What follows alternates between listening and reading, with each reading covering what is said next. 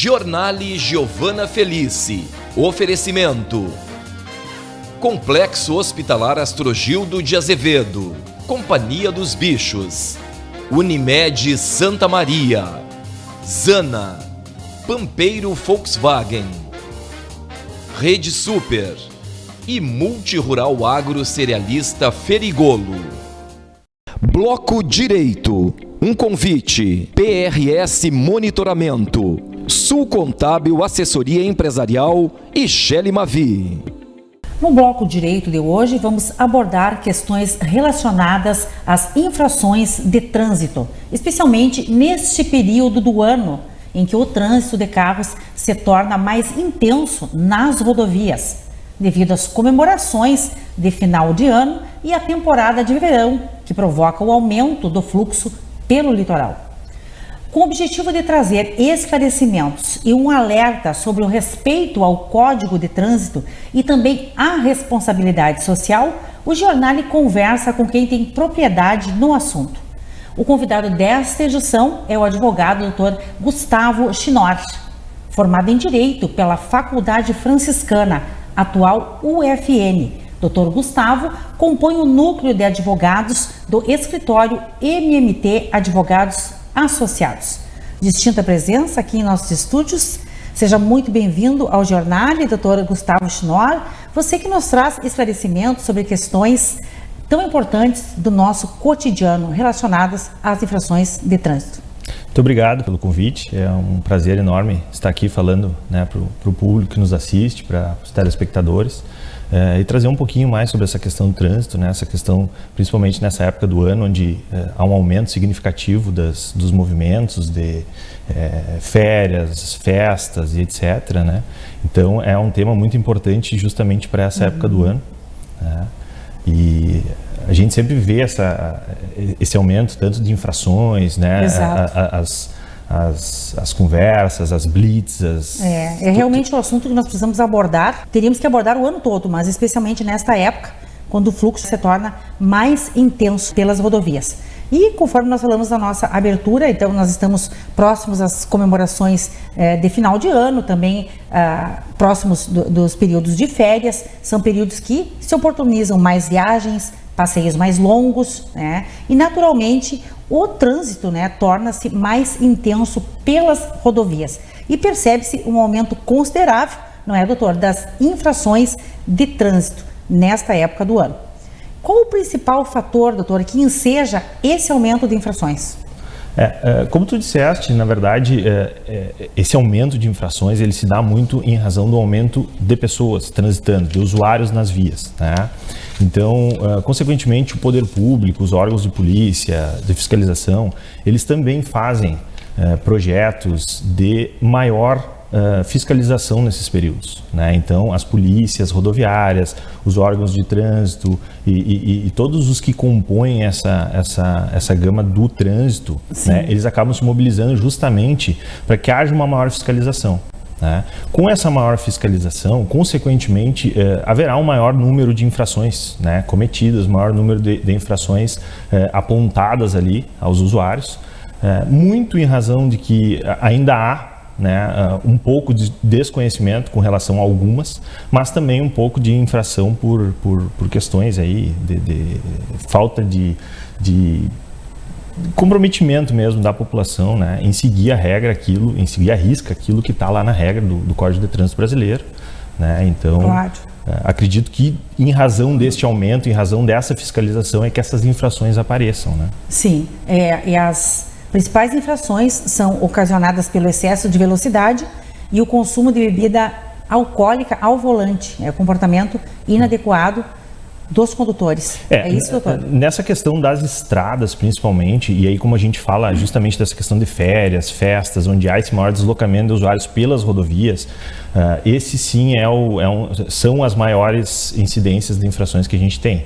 Né? A gente consegue ver bastante excesso de velocidade, o consumo excessivo de álcool junto à direção. Claro. né? Mas também tem outros aspectos que não levamos tanto em consideração, mas que também existem, né? Claro. Nesse período aí onde há deslocamento de famílias com crianças, então a utilização correta das cadeirinhas, a utilização correta dos itens de segurança para a família, né? Uma verificação prévia dos itens de segurança do veículo, né? Então tudo isso gera, é passível de gerar infração, né? É passível de gerar uma multa, né? E que deve ser levado em consideração, né? Por todos os usuários que fazem a utilização dessas rodovias, né? Claro. E, porém, nesses períodos compreendidos por feriados, festas de fim de ano, férias, verão, praia, a fiscalização é bem maior, como você ponderou, e o descumprimento das leis de trânsito acontece também em outros períodos do ano, né? Ou seja, constantemente há um comportamento inadequado e irresponsável dos condutores. Entendo que correto? sim, entendo que sim. Na verdade, esses órgãos, quando a gente fala que há um aumento dessa fiscalização no final do ano, a gente não pode dizer que eles só fazem isso aos finais do ano. Claro. Né? Então, todo ano existe fiscalização, todo ano existe essa mobilização desses órgãos, né, para tentar coibir, diminuir, né, e manter ali uma certa... números, né, sem aumentar uma certa diminuição desses números. O que a gente consegue ver é que nesses casos, feriados prolongados, finais de ano, festas, férias, é que há uma maior concentração, justamente por isso que nós falamos, o maior volume de pessoas, né?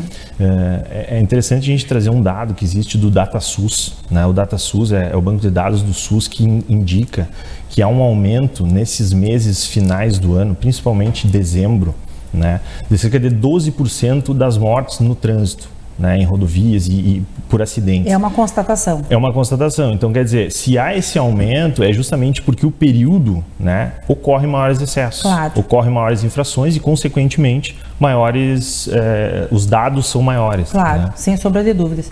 E no seu ponto de vista, quais medidas devem ser tomadas pelos condutores para prevenir e evitar essas infrações? Eu gosto de dizer assim que todo mundo que tirou, que fez o exame da carteira, que fez as provas teóricas, né, todo mundo tem um conhecimento prévio, um conhecimento básico do Código de Trânsito Brasileiro, né? Então a gente precisa aprender isso para passar na prova, a gente precisa ter uma noção básica das sinalizações, como que isso funciona. Então, nesse sentido, assim, como tentar prevenir essas questões, basicamente cumprindo aquilo que está na lei. Né?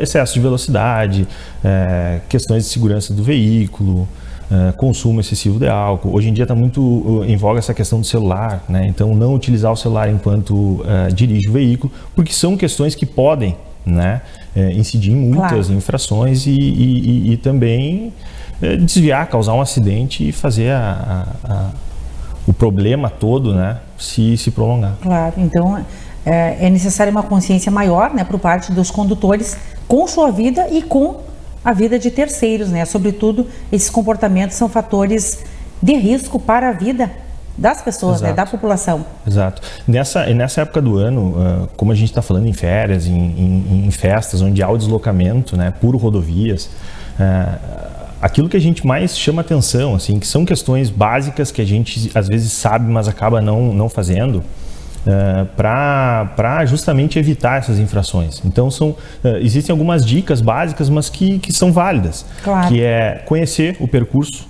né, para onde está assim. Hoje em dia a gente tem na palma da mão aí celular, aplicativos, enfim, que a gente consegue ter noção ali. Fazer um planejamento. Exato, porque ali vai nos dar o limite de velocidade do trecho, né? Vai nos dar uma média de sinalizações, né, de onde a gente está saindo, para onde a gente vai chegar, que evitam claro, bastante a incidência dessas infrações. Ótimo. E nunca é demais alertar a população para que as famílias se desloquem com segurança, com alegria, né, para quando retornarem às suas casas, né, que tenham boas histórias para contar, né, doutor? É o que todos nós queremos. É a intenção, né? É ir e retornar, né? Com segurança. Exatamente. Você comentou, né, que os órgãos de segurança, dentro das suas competências, realizam campanhas para coibir essas infrações. Que campanhas podemos elencar, né, que são direcionadas a prevenção? Se verifica muito, os órgãos fazem, as polícias fazem, junto com os departamentos municipais, estaduais de trânsito, né? Eles têm muitos projetos educativos, né? A Blitz, aquela educativa, é uma delas. Aqui em Santa Maria a gente vê, não só no final do ano, mas o ano todo, né? Esse ano acho que teve umas 2 ou 3 pelas avenidas, principais avenidas da cidade, eles costumam fazer esse tipo de abordagem, né?